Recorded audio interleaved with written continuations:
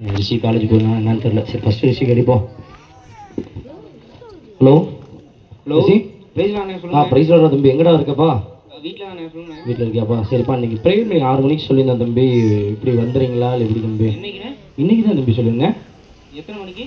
சாயங்காலம் ஒரு 4 மணிக்கெல்லாம் நீங்கள் வந்துட்டீங்கன்னா மீட்டிங் 6 மணிக்கு தம்பி. கொஞ்சம் ஆயத்த ஜப்பா இருக்கு. நாளைக்கு எக்ஸாம் இருக்குண்ணே, படிக்கணுண்ணே.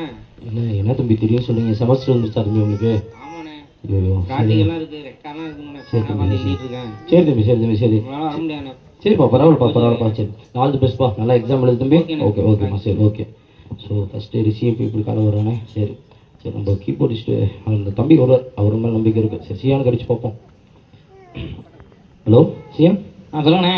தம்பி எங்கே இருக்கீங்க தம்பி? ஆனா இது சார் வீட்டுக்கு கிளம்பிட்டு இருக்கேண்ணே. சார் வீடுக்கா? ஏன் தம்பி? நாளைக்கு எக்ஸாம் எங்களுக்கு. ஓ ஃபஸ்ட் கிளாஸ் எக்ஸாம் தம்பி? கிளாஸ் வீட்டில் ஏதோ வீட்டுக்கு வர சொல்லிட்டாருங்க சார். ஜிஎம் சாரா தம்பி? ஆமாண்ணே. நாங்கள் அவர்கிட்ட தானே படித்தேன், நான் கேட்குறேன்டா தம்பி, வாடா போகலாம். பரவாயில்ல, நான் படித்தா தானே பார்த்தா முடியும். வாழ்க்கை தானே படிப்பு தானே வாழ்க்கை. ஓகே இல்லை தம்பி, ஒரு 6 மணிக்கு தானே ப்ரேயர் பண்ணி 4 மணிக்கு வா தம்பி. கொஞ்சம் நேரம் வந்து ஒரு 6 மட்டும் எடுத்துட்டு போயிடுறா தம்பி. இல்லைண்ணே வாய்ப்பில்லைண்ணே, படித்தா தானே. சரி தம்பி சரி படிக்கணும். சார் எதாவது சொல்லுவார் அப்புறம். சரிப்பா சாரை கேட்டேன்னு சொல்லுப்பா. சரி சரி, ஓகே ஓகே சரிப்பா சரி.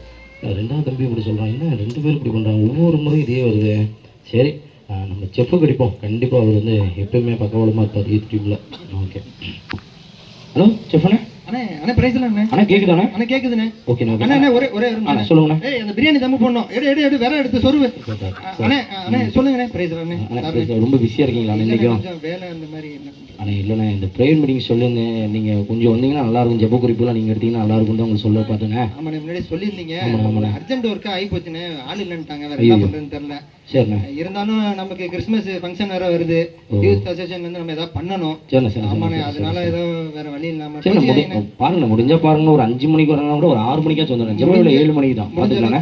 நன்றி ஓகே தேங்க்ஸ் ப்ரைஸ் பண்ண தேங்க்ஸ். ஓகேண்ணா 3 பேர் இப்படி சொல்லிட்டாங்க.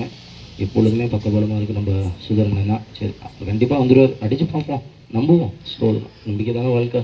ஸ்டோதரம் தலைவர் அடிக்கிறாரு. ஓகே தெரியலையே. ஸ்தோத்திரண்ணே, பிரைஸ் தானே.